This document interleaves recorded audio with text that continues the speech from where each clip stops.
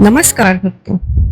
क्या आपने कभी सोचा है कि कभी-कभी जिंदगी अचानक क्यों बदल जाती है? जब जिंदगी में कुछ ठीक नहीं चल रहा होता, तब वक्त बहुत बेरहम लगता है। लगता है कि भगवान भी चुप क्यों बैठे हैं।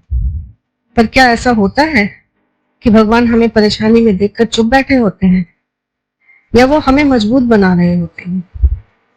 आज की ये कहानी है एक युवक माधव की, जिसे समय ने बहुत तोड़ दिया था, और हनुमान जी की भक्ति ने उसे फिर से संभाल लिया। कहानी शुरू होती है एक छोटे से गांव से, जो घने जंगलों के बीच बसा था। उसी गांव में माधव नाम का युवक रहता था। वह मेहनती और सीधा साधा था, और हर मंगलवार हनुमान जी के मंदिर में दीप जलाता था।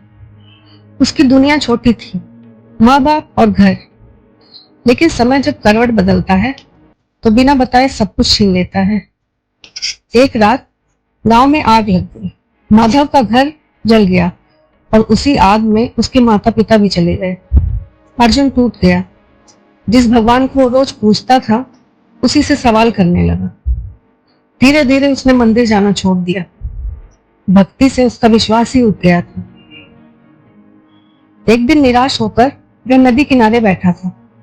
तभी एक वृद्ध साधु वहां आए और बोले, बेटा, समय दुश्मन नहीं होता, दुश्मन तो हमारी समझ होती है। माधव बोला, मेरे पास अब कुछ नहीं बचा। लगता है भगवान मुझे भूल गए हैं। साधु ने कहा, हनुमान जी को याद नहीं करना पड़ता। वो तो हर उस इंसान के साथ खड़े होते हैं जो खुद से नहीं हारता।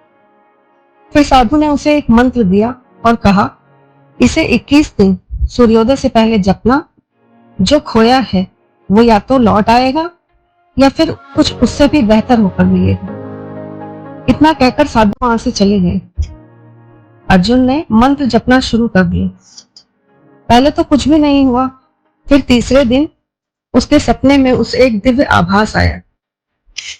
उसे हनुमान जी की झलक दिखाई दी। विशाल रूप, तेजस्वी नेत्र और अद्भुत बल। उन्होंने कहा, माधव, समय तुम्हारी परीक्षा ले रहा था, तुम्हें सजा नहीं दे रहा था। फिर धीरे धीरे उसके मन का बोझ हल्का होने लगा। वह दूसरों की मदद करने लगा, मंदिर में सेवा करने लगा। एक दिन उसके गांव में एक भूखा युवक आया। उसे मदद की जरूरत थी। माधव ने उसे सहारा दिया। धीरे धीरे दोनों ने मिलकर सेवा का छोटा सा काम शुरू किया।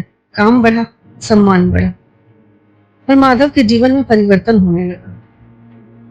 एक दिन वो साधु को ढूंढने नदी किनारे गया, पर वहां पर कोई नहीं था। गांव वालों ने कहा, बेटा, यहाँ तो सालों से कोई साधु आया ही नहीं। तभी माधव समझ गया, वो साधु कोई और नहीं, स्वयं हनुमान जी थे। उसकी आंखों से आंसू बहने लगे। उस दिन के बाद माधव ने अपना पूरा जीवन सेवा को समर्पित कर दिया। वो कहता था, समय भगवान का हाथ है, जो गिराकर फिर हमें उठना सिखाता है। जब भी समय बुरा लगे, समझो परीक्षा चल रही है। और जब जीवन में सब कुछ अच्छा चल रहा हो, तो समझो कृपा बरस रही है। और जब कुछ समझ ना आए, तो बस एक ही नाम, जय हनुमान।